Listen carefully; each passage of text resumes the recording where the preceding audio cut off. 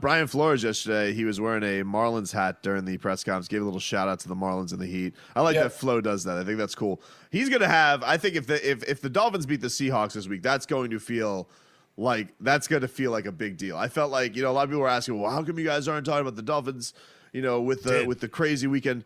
It's like, first of all, we had a day to react, an entire show to react to the game. Right. And the second thing is you beat the Jaguars. It's Minshew. It's great that they got their first win. Right.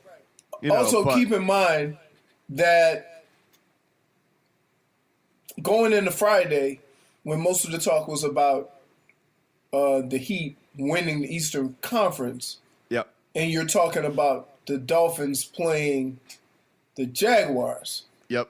We mentioned it, we talked about it, we talked about everybody's game, but that Heat game on Friday was big. Yeah, it's a crazy thing, man. And I know that not to mention the Marlins. We talking about playoffs versus third game of the season. Right. And I know that there's a gazillion people that would rather me talk about, the Dolphins who's playing opposite Gesicki than they would that the Marlins are making the playoffs, but it's a big deal. And to me, I'm gonna prioritize what I find interesting over, pretending that I can find beating the Jaguars that interesting. Now, I do think that if you go and beat Seattle this week and that defense looks right again, that to me is a big deal. I think we'll take out some notes.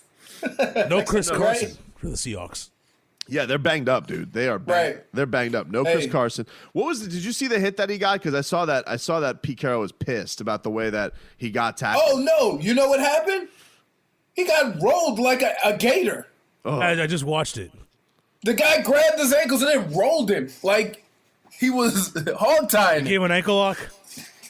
He just grabbed him on the bottom of his feet. First of all, as a running back, the scariest way to get tackled, right, is either Robert used to rip his knees up because he used to get horse collared, and they pull him from behind. The other thing is having somebody grab your legs and fall on top of you. That's an ankle. I've hurt my ankle a bunch of times like that.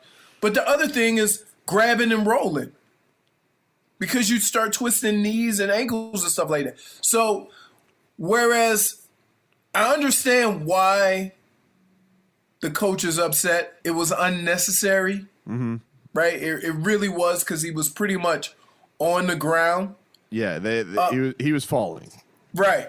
And the guy just kept twisting, and he basically gave him the old Kurt Angle ankle lock. Right, but falling is different than being on the ground. You can't hit high, right? There's a bunch of backs that if you don't secure it like that, you ain't gonna tackle them. So it was questionable. Right? I don't think I've ever seen. I haven't seen guys do that.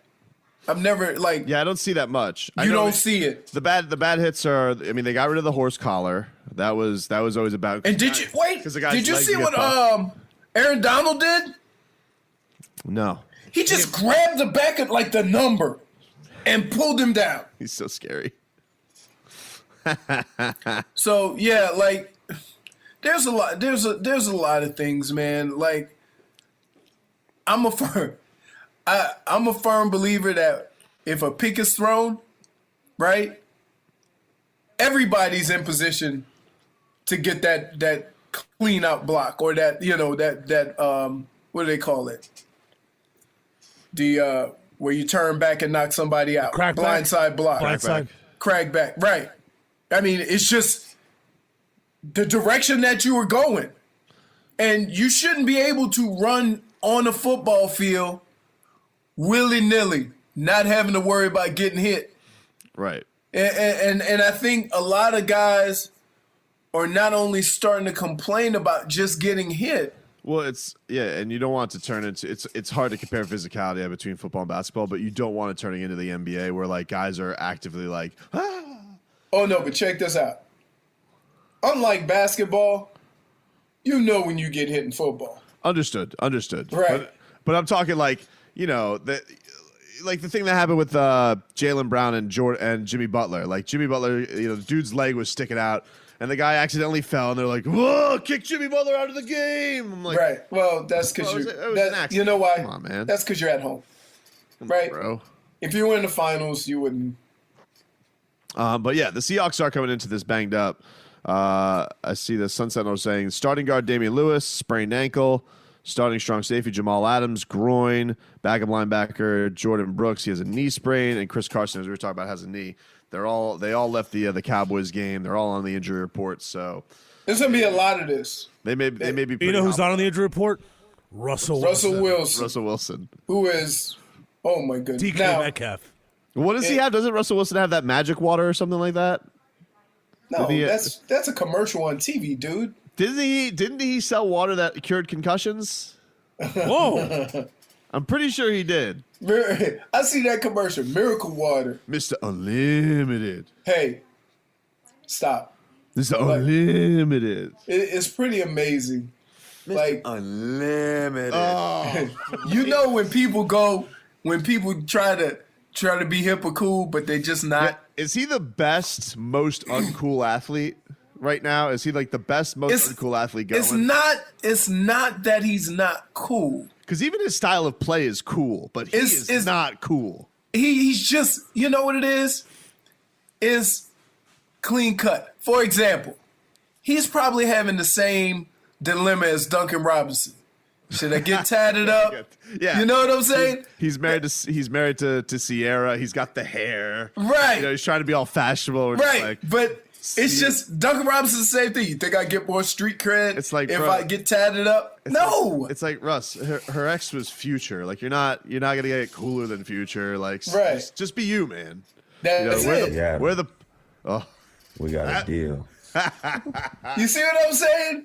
And here's the problem. Hey, Seattle. It probably is not like who we portraying him as is probably not accurate. I don't know. Well, hold on, man. Let me explain something to you. Okay? If you ain't cool, you ain't gonna be able to have a conversation with Sierra. That's true. So there's certain things, but when you get into the league and one of the things everybody is praising you about is how you handle yourself. It's hard to get away from that. Right? Yeah. It's like, for example, Aaron Rodgers was a level of cool that it just oozes out of him. Yeah, you don't really see Russ in the same commercials that like Patrick Mahomes got the deals immediately. Right. Baker, you don't see it with Russ. But here's the kicker. Could you imagine Andrew Luck? No. Now, what if he ended up being married to somebody like Taylor Swift? Right? Oh my God. Right, but I'm just saying, like, there's a. I like that last number you came up with. That was a real ditty. But you understand what I'm saying? Like sometimes the way we view people based on how they have to handle themselves doesn't fit who they actually are. So do you think that he's closer to Mr. Unlimited, or do you think he's closer to sexy bed New Deal voice Russell Wilson? That's not two choices. What about the quarterback, Russ? Hey, Seattle. No, dude, no.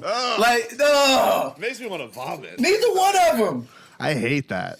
Neither one of them. Somebody said, yeah, Russell Wilson is Leroy cool. What the hell does that mean? Means you're wow. You're gonna be looking real cool in that goat onesie. Hey man, look, my. Hey, like, do you have to hose down all of the platforms? What do you mean? Because my wife said, "Hey, what's this? I see you in a goat onesie." So now I gotta explain the story, like, and it's just I just get the old. Yeah, but your family likes the shenanigans. No. They're the same way as you, right? So now they're rooting for the Heat because they want to see Daddy in this ridiculous suit. Yep. Right? That's it. On a parade float. Ooh. Oh, wow. Whew. Also, Russell has future son calling him Daddy. Fair enough. Doesn't get cooler than that. Fair enough.